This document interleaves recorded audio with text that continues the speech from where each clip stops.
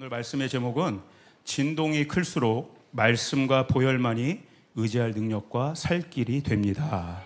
예, 영적으로 무장하기라는 제목으로 함께 말씀을 나누도록 하겠습니다. 여러분, 저와 여러분의 삶에 진동이 없는 사람들은 없을 것입니다. 예, 진동이 없다면 그거 거짓말이겠죠. 우리 삶에 진동이 오면 나타나는 현상들이 있어요. 그건 무엇이냐면 내가 미처 알지 못했던 나의 본 모습이 진동의 때에 나타난다는 거예요. 그러니까 진동이 크면 클수록 미처 몰랐던 나의 저 깊은 내면 안에 있었던 작은 모습까지도 드러나게 됩니다. 그러니까 그걸로도 참 두렵고 불안한 마음들이 많이 드는데 또 그러한 나의 모습을 보면서 또 되게 당황스러울 때가 있는 것 같아요. 예. 이번에 이스라엘과 이란에 엄청난 이렇게 전쟁들이 있었지 않습니까? 이 어마어마한 진동 앞에서 사실 깜짝 놀란 건 뭐였냐면 이란이 생각보다 약한 거죠. 예. 너무나 상대가 되지 않았어요. 본 모습이 나타나는 거예요. 엄청난 흔들림 속에서 그 속수무책으로, 물론 이스라엘도 피해가 있었지만 속수무책으로 일방적으로 그 당한 어떤 현상들을 보면서 그 국민들이 얼마나 두려웠겠습니까? 그러니까 막 뭐 지도자들은 막 탈출하고 난리가 나지 않았었습니까? 그 백성들, 그 국민들도 뭐 경계선을 넘어서서 뭐 탈출하는 러시가 일어났었습니다. 예, 그런 것이죠.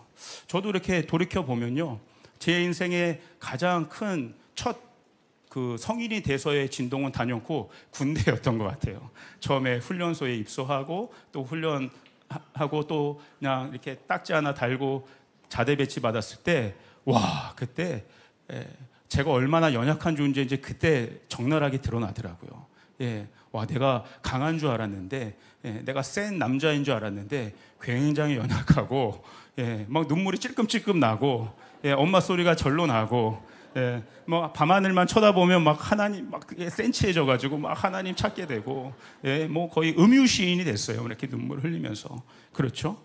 내 안에 그런 군대라고 하는 난생 처음에 진동의 시간들에 들어가 보니까 내가 얼마나 연약한 사람이었는지 느끼게 된 거죠. 또 대학을 졸업하고 취업하는 어떤 과정 속에 있어서도 그때도 이렇게 너무나 중요한 시점 아니겠습니까? 인생이 어떻게 보면 남자로서 그 다음 진로에 대해서 결정해야 되는 중요한 순간들, 이게 뭔가 일들이 잘 풀려지지 않는 것들을 느낄 때 내 안에 어마어마한 두려움들이 생기더라고요. 예, 진동이 바로 그런 것 같습니다. 문제는 뭐냐면 이 진동이 우리 인생 가운데 계속 이어진다는 거죠.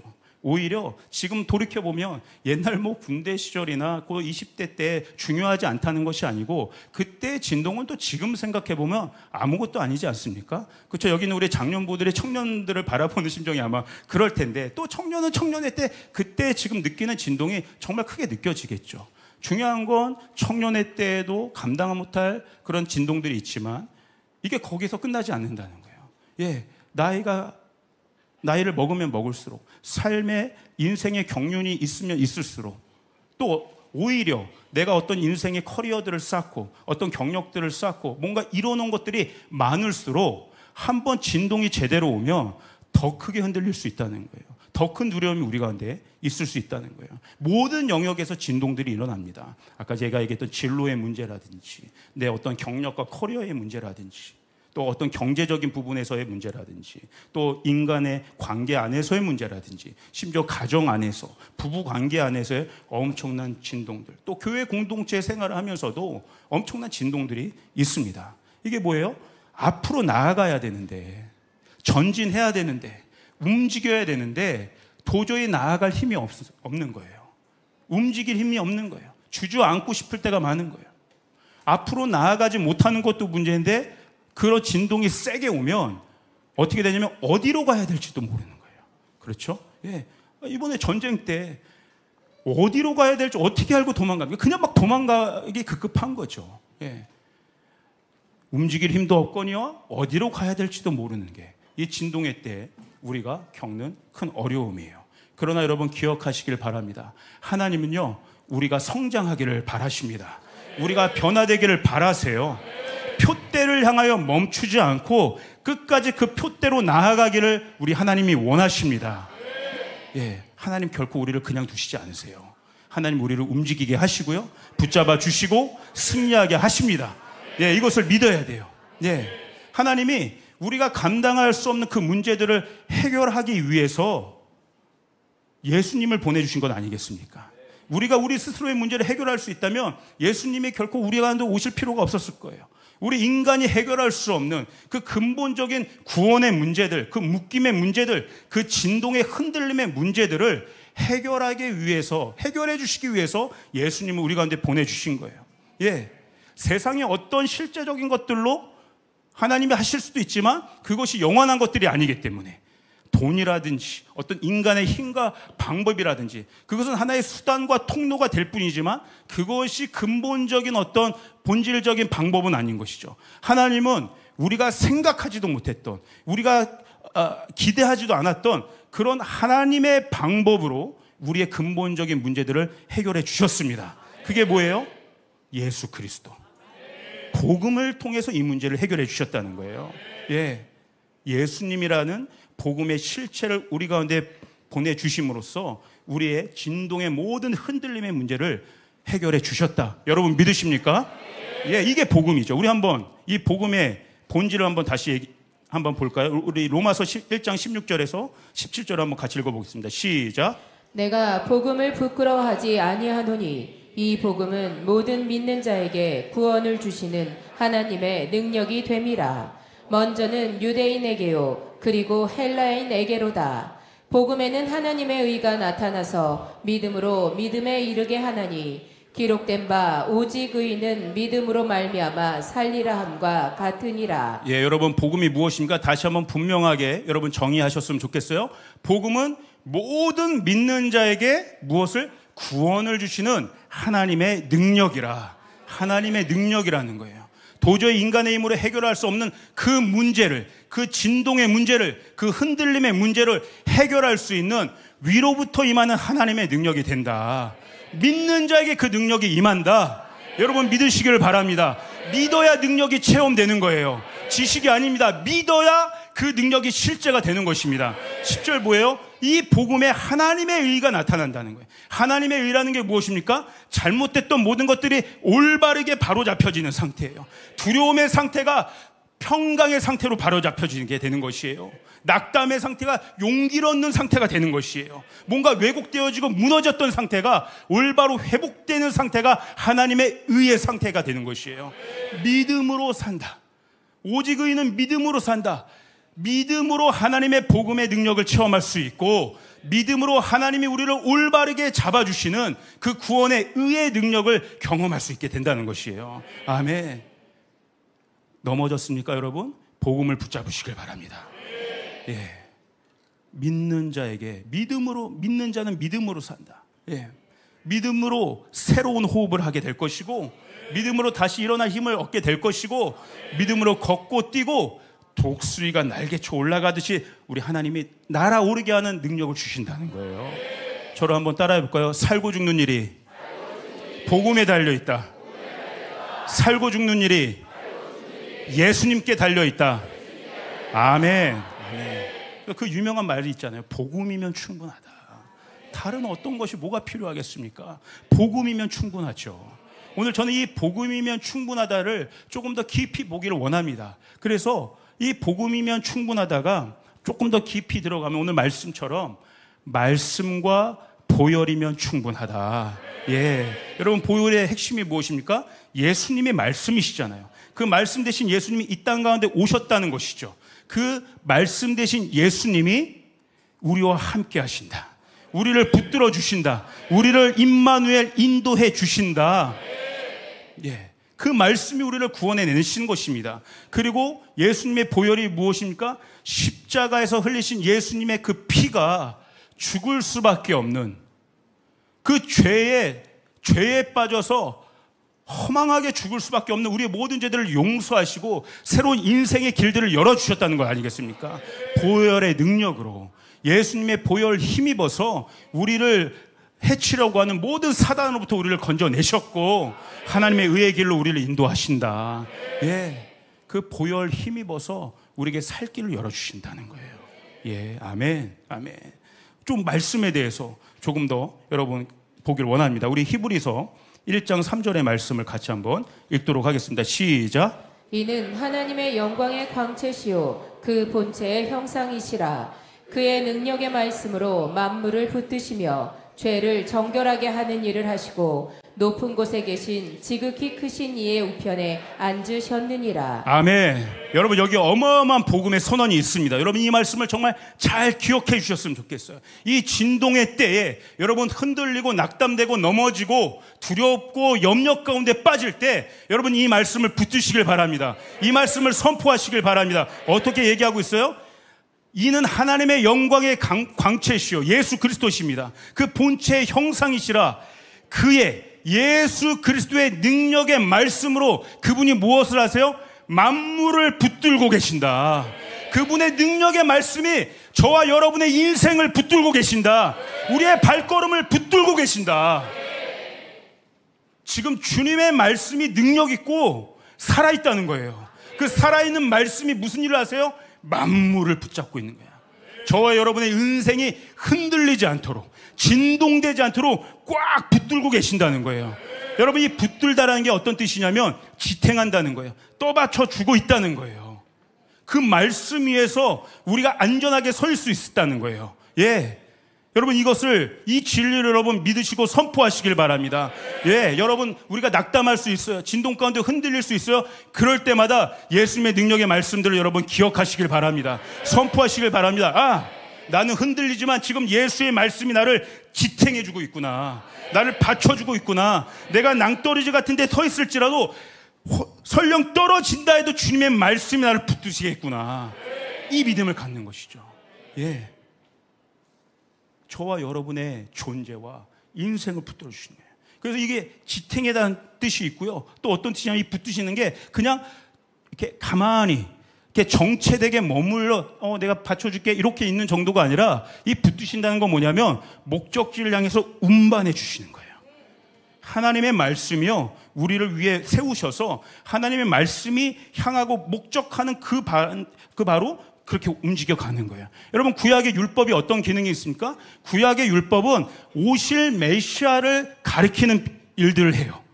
그래서 이스라엘 백성이 그 율법을 마음과 뜻과 정성을 다해 그 마음판에 그들의 율법들을 새기고 그 말씀에 순종하며 그 언약을 지켜나갈 때 그 율법이 그들을 어디로 인도하는 거예요? 예수 그리스도로 향하게 한다. 주님의 약속과 언약의 성취로 향하게 하는 것입니다. 그러므로 오늘 우리를 지탱해 주시는 예수님의 말씀 위에 굳건히 서 있을 때 그 말씀이 우리를 목적하는 바로 하나님의 언약의 그 꼴로 우리를 인도한다는 것들을 여러분 믿으시길 바랍니다. 이게 주님의 말씀이 오늘 우리 가운데 임하시는 거예요. 그냥 한번 잡고 마는 것이 아니에요. 지속적으로 끝까지. 예. 와, 이 말씀이 여러분 놀랍지 않습니까? 저에게 얼마나 큰 위로와 힘이 되는지 몰라요. 제 생각은 늘 언제나 때로는 부정적이고 제 어떤 힘은 늘 언제나 한계적이고 아무것도 할 수 없고 저도 막 불평이 나올 때도 있고 원망할 때가 있고 하나님의 약속을 신뢰할 수 없을 때가 있는데 오늘 이 말씀에 집중하면 이 말씀을 내가 믿음으로 취하면 나의 믿음은 연약해도 주님의 믿음이 나를 오히려 붙드시는구나. 주님의 약속이 나를 붙드시는구나. 이 말씀 속에 얼마나 큰 힘을 얻는지 모릅니다, 여러분. 예, 이 말씀 여러분 신뢰하셨으면 좋겠어요. 예. 그런데 이 말씀이 붙드는 인생이 돼야 된대. 말씀이 나를 붙드는 인생이 돼야 되는데 때로 이 말씀에 붙들리지 않는 인생이 우리 가운데 있어요. 이 말씀에 우리가 붙들리지 않으면 일어나는 현상들이 문제들이 있습니다. 제가 몇 가지 이런 질문들로 좀 바꾸어서 이 문제를 조금 얘기해 보고자 해요. 여러분, 그럴 때 있지 않습니까? 첫 번째 문제는 이거예요. 내가 주님을 믿지만 내 마음이 흔들리는 거예요. 아까 얘기한 것처럼 진동이 와도 흔들리는 거예요. 왜 내 마음이 이렇게 흔들릴까? 내 삶이 왜 흔들릴까? 왜 흔들리다 못해 무너지기까지 하는가? 그 이유를 우리 마태복음 7장 24절에 27절 한번 같이 읽도록 하겠습니다. 여기에 나와 있습니다. 함께 읽겠습니다. 시작.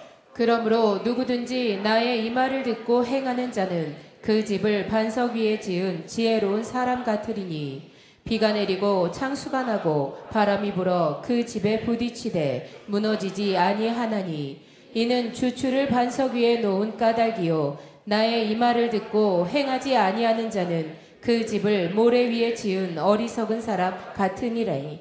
비가 내리고 창수가 나고 바람이 불어 그 집에 부딪힘에 무너져 그 무너짐이 심하니라. 여기 집에 대해서 이야기하고 있어요. 무너지는 집과 무너지지 않는 집에 대해서 이야기하고 있습니다. 어떤 집이 무너져요? 비바람이 불 때 알 수 있게 된다는 거예요. 폭풍이 불면 겉으로는 다 멀쩡하고 엄청나게 잘 지은 집 같아도 진동이 오면 그 집이 진짜 잘 지어진 집인지 아닌지를 알 수 있게 된다는 거예요. 비바람이 올 때 무너지는 집이 있다는 거예요. 어디에 세운 집이? 모래 위에 세운 집은 무너지게 돼 있다는 거예요. 그리고 반석 위에 세운 집은 무너지지 않는다는 거예요. 그렇다면 이게 무슨 문제입니까, 여러분? 비바람의 문제가 아니라는 거예요. 집의 무너짐과 무너지지 않음이 비바람의 문제가 아니라 어디에 내가 집을 지었는가의 문제가 되는 것이죠. 비바람 때문에 그 집이 무너지는 것이 아니라 모래 위에 세웠기 때문에 무너지는 것이에요. 반석 위에 세운 집은 비바람이 아무리 와도 여러분 결정적으로 무너지지 않습니다. 왜? 반석 위에 세웠기 때문에 영향받지 않는 거예요. 그러니까 말씀이 지탱해주는 인생은요, 바람이 크게 불어도 진동이 크게 임해도 끄떡없는 거예요. 그런데 말씀의 반석 위에 세우지 않은 모래 위에 세운 집은 비바람이 크게 불면 불수록, 우리 27절 한번 보세요. 다시 한번. 비가 내리고 창수가 나고 바람이 불어 그 집에 부딪힘에. 비바람이 크게 불면 불수록 어떻게 돼요? 무너지는데, 무너져도 그냥 무너지는 게 아니라 심하게 무너진다는 거예요. 심하게. 어디에 세울수록? 모래 위에 세울수록 무너짐이 심하다는 거예요. 여러분, 저도 마찬가지입니다. 여러분도 마찬가지입니다.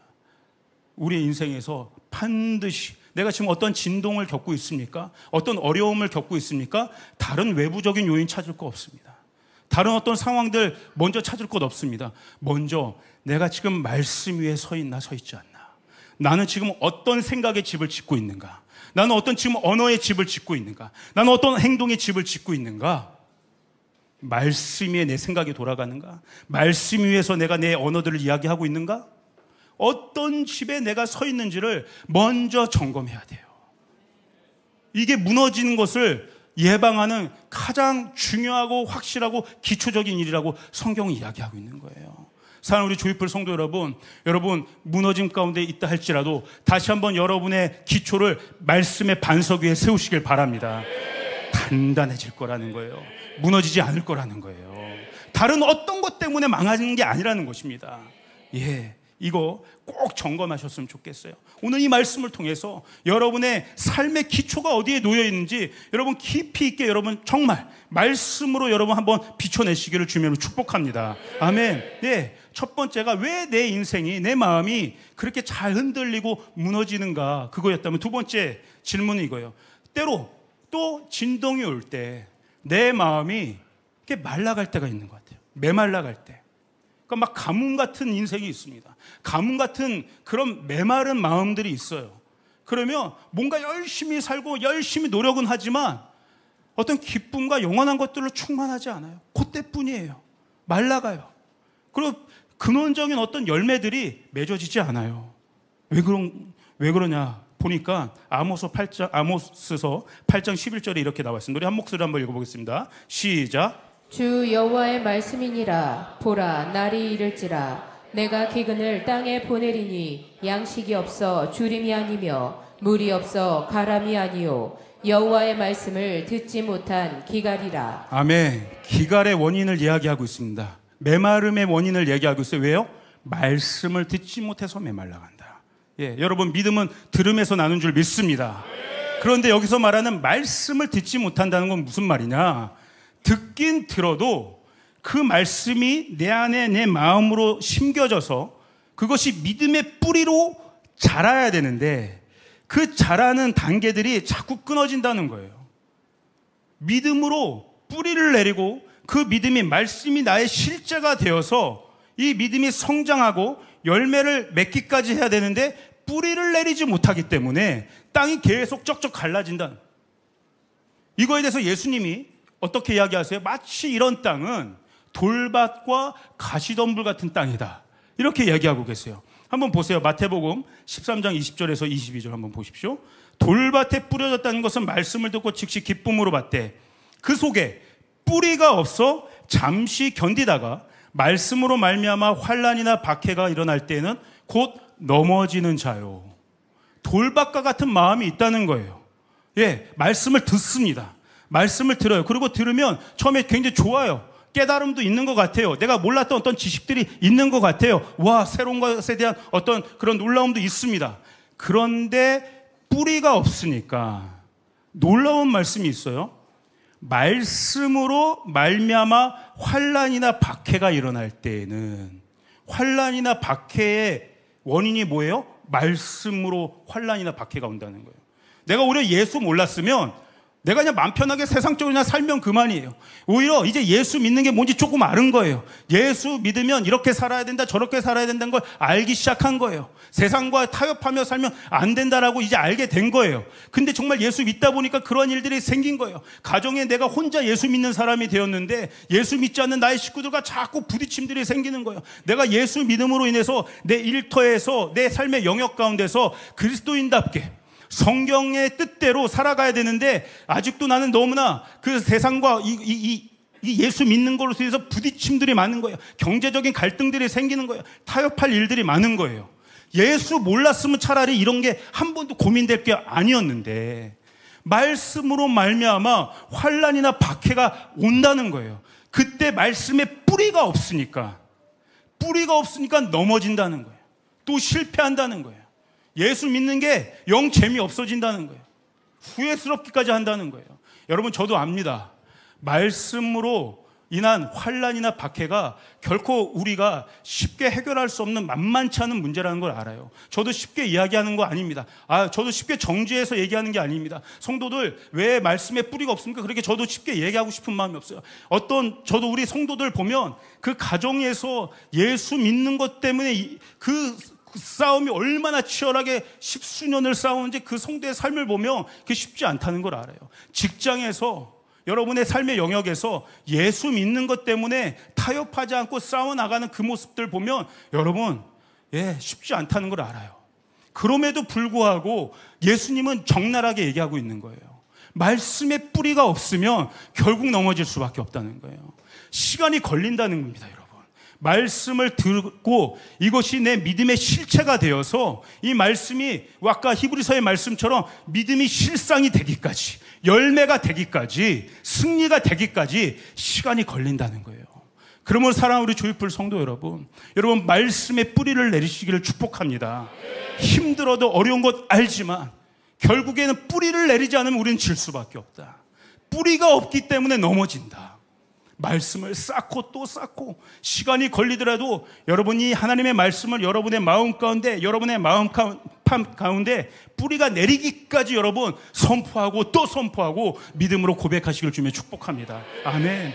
또 얘기하잖아요. 22절에 가시떨기에 뿌려졌다는 것은 말씀을 들으나 세상의 염려와 재물의 유혹에 막혀 결실하지 못한다. 예수 믿지만 아직 이렇게 걸쳐 있는 거예요. 그렇죠? 세상에 한 달이 걸쳐 있고, 신앙이 한 달이 걸쳐 있고, 근데 어디에 더 많이 걸쳐 있어요? 여기 세상에 결정적으로 더 많이 걸쳐 있는 거예요. 결정적인 순간이 오면 믿음보다 세상의 방식을 따르는 거예요. 결정적인 순간이 오면 하나님의 약속보다 세상이 나에게 보여주는 그 그림들을 따라가는 거예요. 아주 여기 무서운 말이 있어요, 여러분. 이 세상의 염려와 특별히 재물의 유혹에 말씀이 막힌다고 나와 있어요. 막힌다라는 게 무슨 의미냐면 질식당한다. 여러분, 놀라운 말씀 아닙니까? 하나님의 말씀이 질식당한다. 하나님은 영이십니다. 예수 그리스도의 말씀도 영이십니다. 그 말씀이 우리 가운데 막혀버리며 세상의 우선순위와 세상의 가치로 인해서 우리 안에 쌓여져 있는 이 하나님의 말씀이 더 이상 숨을 쉬지 못하고 우리의 폐까지 전달되지 못하고 막혀버리면 우리의 영이 질식당하게 된다는 거예요. 우리의 말씀이 죽은 말씀이 된다는 거예요. 죽은 씨앗이 된다는 거예요. 여러분, 무서운 말씀 아닙니까? 여러분, 너무 아이러니한 것 같아요. 정말 우리는 말씀의 홍수 속에 사는 것 같습니다. 어디든 틀면, 어떤 매체를 틀면 말씀과 설교와 메시지와 온갖 말씀들이 정말 우리는 쉽게 접할 수 있는 세상이 되었어요. 근데 저는 무엇을 느낍니까? 말씀이 그 어느 때보다 기근 현상이 벌어지는 것 같은 거예요. 그렇죠? 말씀이 너무나 많이 우리 가운데 우리가 접할 수 있게 환경이 조성되어 있지만, 이 말씀이 우리 안에 귀에도 들어오지만 막혀 있어서 질식당해서 죽은 말씀들이 되고 있다. 사랑하는 우리 조이풀 성도 여러분, 오늘 저는요, 특별히 여기 있는 우리 어린 다음 세대들, 우리 10대들, 이들 말씀으로 살려야 된다는 그 갈급한 마음으로 이 자리에 서 있습니다. 예, 말씀의 기근 시대, 특별히 다음 세대가 이 말씀을 경험하지 못하게 하면 이 아이들 다 죽어간다는 거예요. 다 질식당한다는 거예요. 우리 다음 세대들 다 죽어간다는 거예요. 어마어마한 과학 문명의 발달 속에 편리함을 우리가 맛보고 살 수 있지만 우리의 영은 숨도 못 쉬어서 숨통이 끊어진 상태로 살아갈 수밖에 없다. 조이풀 교회 가운데, 우리의 각 가정 가운데, 여러분의 모든 삶의 모든 영역 가운데 살아계신 하나님의 말씀이 운동력 있게 여러분 선포되기를 주님으로 축복합니다. 아멘. 특별히 저 같은 목회자와 우리 교사와 우리 리더와 우리 부모가 하나님의 말씀을 공급 먼저 받아야 돼요. 먼저 공급받아야 돼요. 죽은 말씀이 아니라 살아있는 말씀을 우리가 먼저 공급받아야 될 줄 믿습니다. 그래야 끊어지지 않고 질식되지 않고 막힘없이 우리 자녀들에게, 우리 다음 세대들에게, 우리 후배들에게 이 말씀을 전수해 줄 수 있다. 예, 이 책임감을 그 어느 때보다 많이 느낍니다. 말씀의 숨통을 틔워야 합니다. 말씀이 질식되고 있는지 아닌지 한번 점검해 보세요. 예, 말씀의 숨통을 틔워야 된다는 건 나중에 이따가 우리 예수님의 보혈 때 좀 하도록 하겠습니다. 세 번째 질문은 이거예요. 아까 첫 번째는 뭐였어요? 한번 정리해 봅시다. 첫 번째는 왜 흔들리는가? 두 번째는 왜 메말라가는가? 그렇다면 세 번째는 이런 질문이에요. 나는 왜 방황하는가? 왜 이렇게 방황할 때가 많은가? 다른 말로 하면 무슨 말이겠어요? 안정감이 없는 거예요. 참 평강을 누리지 못하는 거예요. 늘 불안하고 쫓기고 염려스러운 삶 속에 살아가는 거예요. 왜 그런지 한번 잠언 29장 18절의 말씀을 같이 보도록 하겠습니다. 자, 시작. 묵시가 없으면 백성이 방자히 행하오니와 율법을 지키는 자는 복이 있느니라. 아멘. 그러면 여기 말하는 묵시는 다른 말로 하면, 한마디로 하면 하나님의 뜻을 이야기합니다. 비전을 얘기해요. 하나님의 계획, 그분의 섭리를 이야기해요. 우리가 방황하는 이유, 진짜 안정감, 안식, 참된 평안을 누리지 못하는 이유는 이 나를 비춰주시고 나에게 계시해 주시고 나를 인도해 주시는 이 하나님의 뜻, 하나님의 그 계획들, 우리 그럴 때로 데스티니라고도 얘기합니다. 나를 향한 하나님의 데스티니가 있다. 우리 가정을 향한 하나님의 데스티니가 있다. 조이풀 교회를 향한 하나님의 데스티니가 있다. 이거를 모를 때 방황하게 된다는 거예요. 여러분, 조이풀 교회는 선교하는 교회입니다. 배굽의 교회입니다. 아멘. 이 분명한 데스티니가 있으니까 방황하지 않는 거예요. 때로 힘들고 어려워도 우리가 가야 될 길을 올곧게 갈 수 있는 것입니다. 엇나가지 않을 수 있는 거예요. 분명한 하나님의 계시가 이 교회 가운데 임했기 때문에. 근데 우리에게 이 명확한 하나님의 그 묵시, 그 비전, 계획이 없으면 어떻게 돼요? 조이풀 교회도 방황할 수 있는 거예요. 우리 교회 부흥해야 되는데 그냥 부흥이 여러분 하나님의 데스티니겠습니까? 그냥 여기 좋다 이런 프로그램으로 우리는 성장할 수 있고, 와 그럼 그렇게 한번 해보자. 저런 프로그램으로 어떤 교회는 부흥했대, 우리도 저렇게 해보자. 줏대가 없는 거예요. 그냥 사람 늘리기에 급급한 거예요. 제자를 세울 수 없는 것입니다. 분명한 어린 양 예수의 길, 한 영혼을 구원하는 길, 열방을 선교하는 그 길, 우리 교회에게 분명히 주어진 줄 믿습니다. 예, 조이풀 교회가 여기에 확실하게 정렬되면 방황하지 않는 것이죠. 예, 마찬가지입니다. 저와 여러분의 인생 가운데 또 이 교회를 통해서 하나님이 주시는 특별한 계획과 뜻과 비전과 그 데스티니가 있습니다. 그것이 분명할 때 우리는 흔들리지 않는 것이죠. 엇나가지 않을 수 있는 것입니다. 그런데 이게 없으면 어떻게 돼요? 치열하게 살아도, 열심히 살아도 헷갈려요. 예. 지금 뭐 또 난리지 않습니까? 부동산 때문에 집을 팔았다 샀다 팔았다 뭐 기다렸다. 저는 너무 막 피곤한 것 같아요. 뭐 뉴스가 이렇게 나면 이렇게 됐다 저렇게 됐다 여기다 이렇게 됐다. 저도 운정에 살잖아요. 가끔 이렇게 알고리즘에 뜨는 거 보면 운정 집값이 뭐 GTX 때문에 이렇게 됐다 저렇게 됐다 사야 되냐 팔아야 되냐. 헷갈려요. 어디로 투자해야 될지, 어디서 살아야 될지, 어디에 정착해야 될지 안정감이 없어요. 평강을 누리지 못해요. 늘 갈등이에요. 늘 후회해요. 지금 팔았어야 되는데, 아니 기다렸어야 되는데, 뭐 팔아도 찜찜하고 안 팔아도 찜찜하고, 허무하고 공허해요. 여러분, 여러분의 하나님의 여러분에게 주신 그 비전과 언약과 데스티니를 분명히 하시기를 주님으로 축복합니다. 그러면 헷갈리지 않아요. 비바람이 불어도요 헷갈리지 않아요. 흔들리지 않습니다. 아멘, 아멘. 그렇다면 어떻게 해야 되냐? 하나님의 말씀을 사람의 말이 아니라 하나님의 말씀으로 받아야 합니다. 아멘. 우리 데살로니가전서 2장 13절의 말씀을 같이 읽도록 하겠습니다. 시작. 이러므로 우리가 하나님께 끊임없이 감사함은 너희가 우리에게 들은 바 하나님의 말씀을 받을 때에 사람의 말로 받지 아니하고 하나님의 말씀으로 받음이니 진실로 그러하도다. 이 말씀이 또한 너희 믿는 자 가운데에서 역사하느니라. 아멘. 사도 바울이 지금 어떻게 이야기하고 있습니까? 하나님의 말씀을 지금 이렇게 들을 때, 하나님의 말씀을 우리가 읽을 때에, 받을 때에 사람의 말로 받지 말라는 거예요. 하나님의 말씀으로 받아야 된다는 것이에요. 다른 말로 하면 핵심은 뭐냐면요, 우리가 말씀을 얼마나 권위 있게 받아들이냐의 문제라는 거예요. 말씀을 얼마나 권위 있게 받아들이냐에 따라서 실제적으로 이 말씀이 우리 가운데 능력이 되느냐 되지 않느냐에 여기에 갈려 있다는 거예요. 사람의 말, 인간의 말로 들으면 그건 권위를 주는 것이 아닙니다. 그냥 다른 어떤 윤리적인 메시지보다 조금 더 들을 만하네, 인간의 철학과 교훈, 근데 또 성경의 말씀보다 더 괜찮은 또 어떤 셀럽의 말이 있으면 그것도 솔깃해지는 거예요. 그게 능력이 되지 않습니다. 우리를 구원해낼 만한, 우리를 진동 속에 건져낼 만한 능력이 되지 않는다는 거예요. 그러나 우리가 진정으로 우리가 믿는 하나님의 말씀으로 이 말씀의 권위를 두면 이 말씀은 우리를 진짜 변화시키는 구원의 능력이 된다는 것입니다. 데살로니가 교회가 이렇게 받았다는 거예요. 그래서 사도 바울이 너무 감사하다는 거예요. 그러니까 하나님의 말씀의 권위를 두고 그 말씀을 실제적으로 말씀대로 살려고 했을 때 어떤 일들이 있었어요? 아까 13절 보면 이 말씀이 너희 자 가운데서 역사했다. 역사했다. 여기 역사라는 뜻이 뭐냐면 에네르게오 해가지고 이게 에너지의 에너지의 원래 그 근원된 말이에요. 에너지가 뭐예요? 힘이에요, 힘.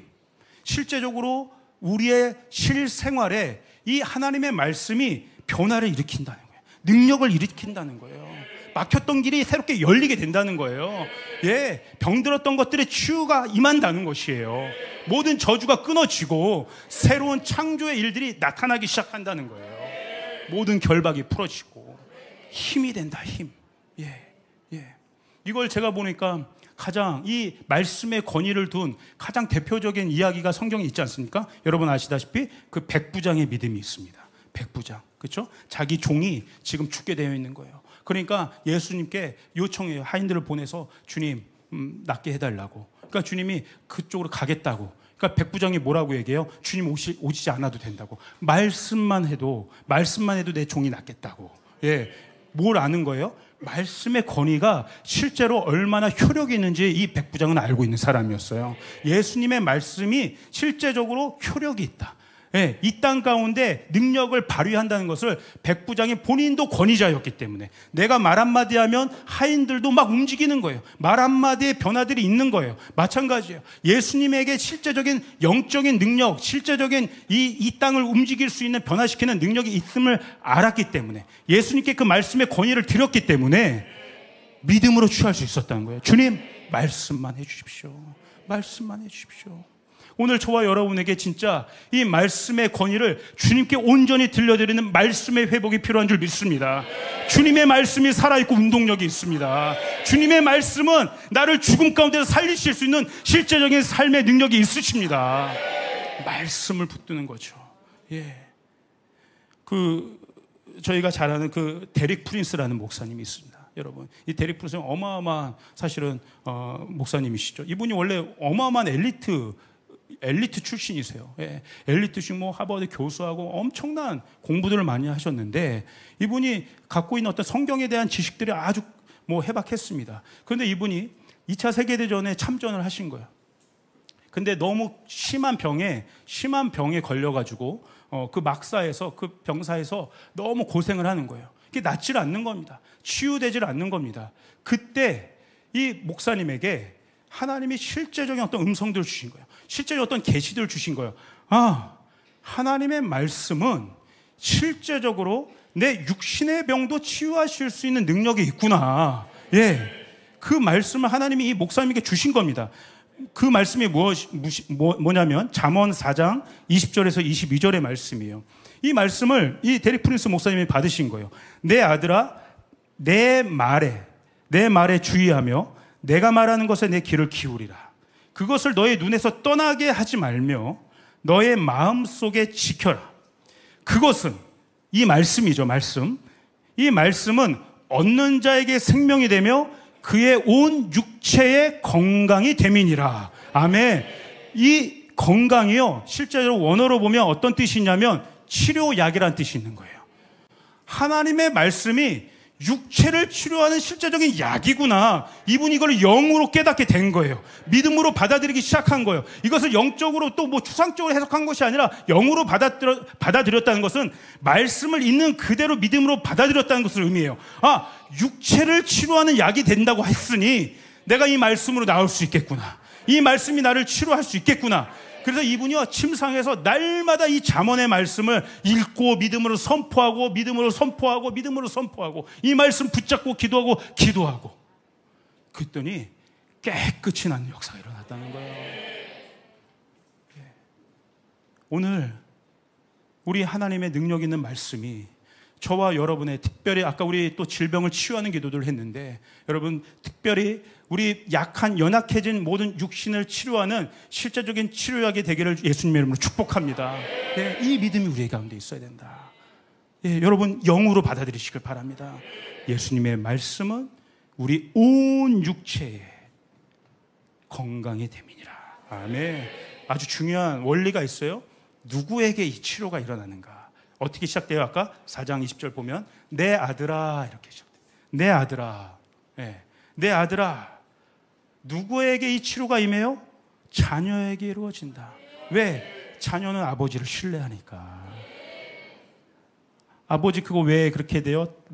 묻지도 따지지 않습니다. 아버지가 한 말은 다 이루어질 것을 이 자녀는 믿으니까. 예. 여러분 하나님의 자녀로 이 말씀들을 선포하시길 바랍니다. 아멘. 여러분 성경은요, 이 말씀을 때로 우리를 비추는 거울로 표현합니다. 그렇죠? 그래서 내가 말씀을 읽는 것 같아도 실상은 말씀이 나를 읽고 말씀이 나를 비춰주는 것이에요. 예, 여러분, 이게 우리가 이걸 경험해야 돼요. 내가 읽는 것 같아도 이 말씀을 보니까 나의 본 모습이 막 비춰지는 거예요. 주님이 막 나를 쳐다보시는 것 같은 거예요. 하나님이 막 나를 진단하시는 것 같은 거예요. 내가 거기서 막 찔리기도 하고 막 통에 자복하는 회개도 나오고 막 기쁨도 얻고 내가 해결해야 될 문제들이 무엇인지 알기도 하고 어떤 길로 가야 될지 알고 막 비춰주는 거예요. 우리 아까 잘 아는 히브리서 4장 12절 너무 잘 아시죠? 12절 13절을 같이 한번 읽어볼까요? 자, 시작. 하나님의 말씀은 살아있고 운동력 있어 좌우에 날선 어떤 검보다도 예리하여 혼과 영과 및 관절과 골수를 찔러 쪼개기까지 하며 또 마음의 생각과 뜻을 판단하나니 지으신 것이 하나도 그 앞에 나타나지 않음이 없고 우리의 결산을 받으실 이의 눈앞에 만물이 벌거벗은 것 같이 드러나느니라. 아멘. 아멘. 예. 여러분 여기 거울 우리 자매님들은 엄청 보시죠? 예, 엄청. 저희는 여기 쌍둥이 아들 딸이 있잖아요. 극과 극입니다. 예. 딸은 이제 사춘기가 넘어가면 거울 앞에 삽니다. 이렇게. 예. 핸드폰인지 거울인지 잘 모르겠어요, 용도가. 예. 저희 아들은 한 번을 안 봅니다. 한 번을 하면 야 거울 좀 봐라. 네가 뭘 묻었는지 좀 봐라. 이빨도 좀 보고 밥 먹었으면 입 좀 닦고 좀 봐라 거울을 제발. 거울을 안 보면요 뭐가 묻었는지 뭐가 잘못됐는지 뭐 머리가 헝클어졌는지 어떻게인지 알 수가 없어요. 알 수가 없어요. 저도 가끔 여기 이제 올라와 있다가 나중에 예배 마치고 가면 그리고 거울을 보면 민망할 때가 있습니다. 막 이렇게 뭐 넥타이가 어쩔 때 이렇게 가 있기도 하고 뭐 카라가 이렇게 나 있고 머리 뭐 이렇게 돼 있고. 예. 거울을 봐야지 내가 어떤 상태인지 알 수 있게 되는 거예요. 그렇죠? 만약 머리가 헝클어져 있으면 거울을 보고 어떻게 해요? 한참 1시간 있다가 머리 만집니까? 거울을 보는 즉시 어떻게 돼요? 머리 매무새를 새롭게 하는 것이죠. 얼굴이 지저분하면 어떻게 해요? 바로 세수를 하게 되는 것이죠. 예. 거울은 그런 거예요. 내가 말씀으로 나를 비춰낼 때 그 말씀이 나를 즉각 비춰주게 되는 것입니다. 그러면 나는 그 말씀의 거울 앞에서 그에 상응하는 행동을 해야 되는 것이에요. 즉각적으로 해야 되는 것이에요. 그러면 여러분 이 진동의 힘든 순간에 여러분 있습니까? 어디를 찾아가야 돼요? 말씀의 거울 앞에 찾아가야 되는 거예요. 그래야 내가 지금 뭐가 문제인지를 알 수 있게 되는 것이에요. 다른 어떤 것에서 그것을 문제를 찾는 것이 아니라 말씀의 거울 앞에 찾아갈 때 진짜 뭐가 문제인지를 알 수 있게 되는 것이고 그 해결책이 무엇인지도 그 말씀 앞에서 알 수 있게 된다는 것이에요. 그렇죠? 예. 어떤 중요한 문제 앞에, 중요한 어떤 일 앞에서도 마찬가지죠. 여러분 한번 맞선을 보러 간다고 생각해 봅시다. 예. 거울 한 번 안 보고도 여러분 맞선 볼 자신 있으세요? 예. 뭐 그런 사람 없을 거예요. 그렇죠? 중요한 일을 앞두고 얼마나 거울을 보겠습니까? 예. 아마 얼굴에 막 눈곱 껴있고 이빨에 막 고춧가루 이만큼 껴있는데 그 자리에 그렇게 맞선 설 사람 아무도 없을 거예요. 그렇죠? 중요한 또한 일일수록 여러분 어떤 선택의 기로에 있습니까? 여러분 어떤 중요한 선택 가운데 다음 진로로 나가야 될 어떤 다음 땡으로 나가게 될 어떤 그 차원들의 여러분 계신 분들이 있을 거예요. 어디를 먼저 가야 돼요? 말씀의 거울 앞에 가야 된다. 중요한 일일수록 먼저 모든 것들을 스탑하고 말씀 앞에 나를 비춰내야 된다. 하나님 내게 말씀하여 주시옵소서. 하나님의 뜻을 계시하여 주시옵소서. 제가 어떠한 선택을 해야 될지 어디로 가야 될지 하나님이 인도하신 대로 내가 따라갈 수 있게 하여 주시옵소서. 인간의 생각과 인간의 계획과 인간의 메시지를 선택하는 것이 아니라 세상이 뭐라고 하는 것이 나를 집중시키는 것이 아니라 중요한 일일수록 오히려 하나님의 임재 앞에 머물러서 하나님이 뭐라고 하시는지 그 앞에서 내가 말씀을 들어야 된다는 거예요. 아멘. 아멘. 진동이 있을수록 여러분 말씀의 거울 앞에 서시길 바랍니다. 중요한 일 앞에서 여러분 말씀의 거울 앞에 서시길 바랍니다. 이렇게 이 말씀의 거울 앞에 서는 것들이 훈련된 사람은요 어떠한 것들을 경험하게 되는지 아세요? 이 말씀은 적나라하게 나를 비춰주죠. 아까 막 그 살아있는 하나님의 운동력 있는 말씀이 내 막 골수와 막 관절과 온갖 이걸 다 쪼개가지고 내 막 그 옛사람의 어떤 죄악들을 나의 더러운 것들을 막 낱낱이 다 보여주는 그 처참한 그 말씀의 거울 앞에서 내가 완전히 처절하게 깨지는 것도 경험하지만 그러나 이것은 하나님이 나를 새롭게 회복시키는 치료의 말씀인 줄 깨닫고 그 말씀의 과정들을 끝까지 통과하면 여전히 나는 죄인 같고 더러운 것들이 덕지덕지 묻어있는 한계를 느끼는 존재일 수밖에 없다고 이렇게 느껴지고 여전히 진동은 내 앞에 이렇게 머무는 것 같지만 그러나 그것들을 통과하면서 다시 한번 거울을 볼 때 그 거울은 진동 속에 있는 나의 모습이 아니라 하나님이 완벽한 길로 인도하시고 새롭게 세워주시고 온전케 하시는 그 모습을 비춰주신다는 거예요. 아멘. 사랑하는 나의 신부여 너는 흠이 없구나. 나의 사랑이로구나. 그 아가사에서 신랑이 신부에게 해주는 그 말을 그 음성을 우리가 들을 수 있고 보게 될 수 있다는 거예요. 새로운 관점으로 말씀의 거울을 보게 될 수 있다는 거예요. 하나님의 생각은 언제나 생명과 평안이구나. 나를 죽음으로 인도하시는 것이 아니라 나를 생명의 길로 인도하시는구나. 지금은 막혀있는 문이라 할지라도 이미 하나님이 나를 위한 문을 활짝 열어놓으셨구나. 그 거울을 볼 수 있게 되는 거예요. 아멘. 여러분 우리가 하나님을 시간의 주인이라고 얘기하지 않습니까? 예, 그게 바로 그런 개념이에요. 하나님은 현재에도 계시지만 저 우리가 물리적으로 건널 수 없는 시간의 끝에도 계신 거예요. 하나님의 시간, 나를 향한 하나님의 시간은 이미 과거에서부터 내 눈에 육신의 눈으로는 보이지 않지만 플레로 차오르는 거예요. 하나님의 때는 차오르는 거예요. 나는 여전히 막혀있지만 하나님은 어떤 시간까지도 주관하고 계세요? 미래의 시간, 완성될 시간, 그 약속이 성취될 그 시간까지 이미 주님은 보고 계신 거예요. 그 미래의 시간까지 주관하시고 나를 위해서 바른 길을 인도하시는 그 하나님, 우리가 시간의 하나님을, 하나님이 시간의 주인이라는 것들을 선포한다는 것은 실제로 그 미래에 있어서 나를 완성시켜 주실, 내 가정을 회복시켜 주실, 나의 진로들을 인도하실, 나의 데스티니를 완성시켜 주실 그 하나님을 신뢰하는 거예요. 시간의 하나님. 아멘. 아멘. 예. 이게 말씀. 이제 말씀을 보혈의 능력으로 좀 마무리를 하도록 하겠습니다. 여러분, 이 말씀이 아까 우리 가운데 계속 쌓여서 뿌리를 내려야 되는데, 이 말씀이 아까 진짜 호흡이 되려면, 숨통이 쉬어지게 하려면 이 말씀을 활성화시키는 것은 예수님의 보혈입니다. 예수님의 능력이 있는 피입니다. 예, 한번 우리 로마서 5장 9절을 한번 볼까요?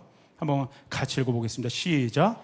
그러면 이제 우리가 그의 피로 말미암아 의롭다 하심을 받았으니 더욱 그로 말미암아 진노하심에서 구원을 받을 것이니. 아멘. 우리를 죄인에서 의인되게 하시는 것이 어떤 능력이에요? 피로 말미암아. 예수님의 피로 말미암아. 또 히브리서 9장 22절을 한번 같이 읽겠습니다. 시작. 율법을 따라 거의 모든 물건이 피로써 정결하게 되나니 피 흘림이 없은즉 사함이 없느니라. 아멘. 우리의 죄가, 우리의 얼룩이 오직 뭐로만 씻겨질 수 있어요? 예수님의 피로. 그렇죠? 우리의 죄의 문제가 오직 예수님의 보혈로 해결될 수 있다는 것을 여러분 믿으시길 바랍니다. 이게 보혈의 능력이에요. 우리의 힘으로 닦아낼 수 없는 우리의 더러운 것, 우리의 어두움들, 우리의 묶인 저주들, 우리의 모든 매임들을 예수의 거룩하신 보혈로 끊어낼 수 있다는 거예요. 이게 복음입니다. 여러분, 이 보혈을 어찌 찬양하지 않을 수 있겠습니까? 이 보혈을 어찌 우리가 붙잡지 않을 수 있겠습니까? 예수님의 보혈을 여러분 붙잡으시길 바랍니다. 예수의 보혈의 능력이 있습니다. 예수의 보혈의 모든 죄를 사하는 실제적인 능력이 있다는 거예요. 예. 이게 왜 중요하냐? 이 보혈이 우리의 죄를 깨끗하게 할 수 있는 능력이기 때문에 실제로 이 공중 권세 잡은 사단의 공격들을 차단시킬 수 있다는 거예요. 사단이 어떻게 우리를 틈타고 들어와요? 죄를 타고 들어오는 거예요. 죄를 타고 사단은 우리 가운데 역사하는 거예요. 그런데 날마다 예수의 보혈을 우리가 선포하면서 머리부터 발끝까지 예수의 보혈을 뿌리고 바르고 덮을 때 우리를 깨끗하게 하시고 거룩하게 하시는 그 예수의 보혈이 우리를 사단의 공격으로부터 막아주는 역할을 한다는 거예요. 우리 가문의 그 문설주 위에 어린 양 예수의 피를 바를 때 어둠의 영이 여러분 틈도 타지 못하는 것입니다. 우리의 생각에 예수의 어린 양의 보혈의 피를 바를 때 우리의 생각을 사단이 틈타지 못하게 되는 것입니다. 우리의 마음의 문에 문설주에 어린 양 예수의 피를 뿌리고 바르고 덮을 때 사단이 우리의 마음과 감정을 침투하지 못하는 거예요. 네. 그 영상 되게 재밌게 봤어요. 어떤 모기가요 손톱에 올라와 있는 거예요. 손톱. 아무리 바늘을 꼽아도 얘가 헛다리를 짚고 있는 거예요. 안 찔러져요. 그러니까 막 그 자기 이거를 다리로 한 100번은 문지르는 것 같아. 해가지고 다시 꽂는데 안 꽂아. 그걸 누가 자기 손톱을 그걸 찍었어요. 이렇게. 여러분, 예수의 보혈로 우리의 마음과 생각을 뿌리고 덮고 덮을 때 사단이 아무리 찌르려고 해도 끄떡하게 된다는 거예요. 예수님의 보혈이 실제로 효력이 있는 것입니다. 아멘. 여러분의 일터와 여러분의 가정과 여러분이 나아가는 모든 길 가운데 여러분 예수의 보혈을 날마다 뿌려보시기 바랍니다. 예, 새로운 길들이 열리는 거예요. 예, 그게 말씀이 숨통을 튀게 하는 거예요. 우리의 인생이 숨통을 튀게 하는 거예요. 말씀이 실제로 살아있게 역사하며 예수의 보혈을 선포하는 거예요. 예, 한번 보세요. 우리가 잘 아는 말씀인데 히브리서 10장 19절에서 20절 말씀 우리 한번 같이 읽어보겠습니다. 시작. 그러므로 형제들아 우리가 예수의 피를 힘입어 성소에 들어갈 담력을 얻었나니 그 길은 우리를 위하여 휘장 가운데로 열어놓으신 새로운 살 길이요 휘장은 곧 그의 육체니라. 예, 이 말씀 여러분 기가 막힙니다. 19절 한번 보세요. 우리가 예수의 피를 힘입는다고 했어요. 힘입는다는 건 뭐냐면 In the blood of Jesus. 예수님의 피 안에 있다는 거예요. 예. 그러니까 머리부터 발끝까지 예수의 피 안에 우리가 흠뻑 젖어 있다는 거예요. 우리의 하루 24시간이 예수의 피로 흠뻑 젖어 있다는 거예요. 내 사무실이, 내 일터가, 내 책상 앞이, 내 주방 일들이, 내 모든 하는 영역 안에서 내가 예수의 피로 흠뻑 그곳이 젖어 있다는 거예요. 이게 힘입니다. 여기만 살짝 묻히는 게 아닙니다. 여기만 좀 바르고 됐지 여러분, 모기의 밥이 될 수 있어요. 사단의 밥이 될 수 있어요. 흠뻑 적셔야 되는 거예요. 예수의 보혈로. 예, 예수의 피를 힘입는 거예요. 이게 엄청난 거죠. 그래서 이 예수의 피가 어떻게 해요? 성소로 들어가게 한다는 거예요. 이 들어간다는 게 뭐냐면 forward, 방향을 얘기해요. 방향. 이게 아주 중요한 개념이에요. 예수의 피는, 예수의 보혈은 우리를 성소로 나아가게 합니다. 반대로 얘기하면 뭐예요? 예수의 피가 아니면 우리 엉뚱한 데로 갈 수 있다는 거예요. 잘못된 길로 갈 수 있다는 거예요. 가지 말아야 될 길을 갈 수 있다는 거예요. 예수의 피는 반드시 우리를 어디로 가요? 하늘과 연결된 곳으로 가게 할 수 있다는 거예요. 하나님의 말씀이 있는 곳으로 가게 할 수 있다는 거예요. 하나님의 임재가 있는 곳으로 가게 한다는 거예요. 성소로. 예, 예수의 피가 우리를 그렇게 인도한다. 이렇게 인도한다. 이게 보혈이 우리에게 필요한 이유예요. 반드시 가야 될 곳들을 가게 합니다. 예. 그런데 어떻게 가게 해요? 어떠한 모습으로? 담력을 얻어 가게 한다. 담력 있는 모습으로 가게 한다. 이게요, 당당하다. 당당하다. 어깨 쫙 펴고, 예. 지금 내 상황과 환경은 막 진동 가운데 있고 막 위축되고 힘없고 막 할 수 있어도 내가 예수의 보혈을 선포하면서 내가 나아갈 길들을 가기 시작하면 하나님이 나에게 어떤 것을 주세요? 당당할 수 있는 힘을 주신다는 거예요. 마치 전쟁에 임하는 그 무장된 용사와 같이, 예, 전신갑주를 입은 용사처럼 늠름하게 내가 가야 될 길들을 갈 수 있다는 거예요. 이게 예수의 피를 힘입어 성소로 나아가는 담력이라는 거예요. 예, 사랑하는 우리 주의풀 성도 여러분, 예, 어려운 순간이 지금 여러분에게 있을 수 있습니다. 말 못할 고민들이 있을 수 있어요. 진동이 여러분을 막 흔들고 있는 시간들일 수 있습니다. 그러나 이 시간 이 말씀을 믿으시길 바랍니다. 내가 예수의 피를 선포하며 머리부터 발끝까지 예수의 보혈을 나의 모든 인생 가운데, 모든 시간 가운데 내가 선포하면 주님이 나에게 새 힘을 주신다. 나를 하나님 만날 수 있는 공간으로 나를 데려가신다. 예. 제가요, 어저께 목요일이죠. 어저께 목요일 날, 그래서 여기 성전에서 기도하다가 제가 점심 이후에 오후 시간에 호수공원을 나갔어요. 어저께 날씨도 좋았고 이렇게 선선한 바람이 불더라고요. 그래가지고 한번 실제로 말씀처럼 한번 해보고 싶었어요. 호수공원을 한 바퀴 쫙 돌면서 성소, 우리 다시 성전에 나올 그 힘을 내가 얻을 수 있는지 없는지 내가 한번 호수공원으로 쭉 나갔어요.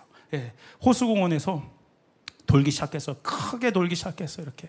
예, 와, 여러분, 호수공원이 이렇게 익사이팅한 곳인지 저는 뭐 십수년을 사는데 어저께 처음 느꼈어요. 보니까 거의 철로 역정이에요.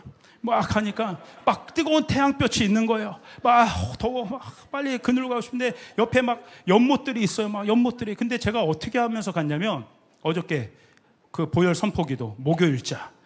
목요일자 했더니, 예, 나를 물로도 통과하게 하시고 연못이 있는 거야. 예, 근데 너무 잔잔하죠. 그런데 막 그러면서 연못이 물로도 통과하게 하시고 불도 나를 해하지 못하게 하시고 막 하면서 어저께 목요일이었잖아요. 여러분 목요일 날 뭐가 선포되는지 아세요, 여러분? 잘 모르시죠? 어제 목요일. 와, 네. 내 허리에 임한 예수님의 보혈은요, 내 허리는 빼앗긴 의지의 영역을 되찾게 될 것입니다. 내가 막 그걸 보면서 막 허리를 치면서 허리에 빼앗겼던 영역들 주님, 내 허벅지는 다시 금강석처럼 막 대리석처럼 굳건해지게 될 것이고 내 허벅지에 예수님의 무기들이, 그 영적인 무기들이 다시 막 채워지게 될 것입니다. 막 지나가는 사람들이 좀 이상하게 보더라고요. 이렇게. 어떤 청년이 좀 이상하게 쳐다보면, 근데 저 아랑곳하지 않고 이거 막 선포하며 갔어요. 그리고 내 무릎의 모든 결박들이 풀어지고 내 무릎은 예수님을 경배하는 무릎이 될 것입니다. 예수님을 경배하는 무릎이 될 것입니다. 그리고 내 발에 임한 예수님을, 내 발을 가장 좋은 곳으로 운반하는 발이 될 것입니다. 막 그러면서 갔는데, 일부러 여러분 호수공원 거기 코스를 강추합니다. 거기 쭉 넓게 가면 메타세콰이어 길이 있어요. 예, 엄청 길게 있어요. 너무 좋아요. 그 길로 들어왔는데 내 발이 막 거기를 지나면서 주님이 나보다 앞서 가셔서 높은 산을 평탄케 하시고, 예, 모든 논문을 꺾으시고 새빗장을 꺾어내시고 나를 가장 좋은 길로 인도하십니다. 근데 그 메타세콰이어 그 길이요, 막 나무가 이만큼 있잖아요. 그게 마치 하나님의 날개그늘 같이 느껴지는 거예요. 나를 보호하시는, 여러분 거의 철로역전급 아니겠습니까? 진짜 제가 얼마나 감동이 있는지 몰랐어, 혼자 막. 근데 처음에 돌 때 이렇게 마주쳐서 저를 이상하게 쳐다봤던 어떤 그 형제가 다시 마주치게 됐어요, 이렇게. 근데 그때쯤 되니까 저도 너무 정말 담력을 얻어지는 걸 느끼는 거예요. 더 막 어깨도 쫙 펴지고, 제가 괜히 그 형제에게 인사도 한번 이렇게.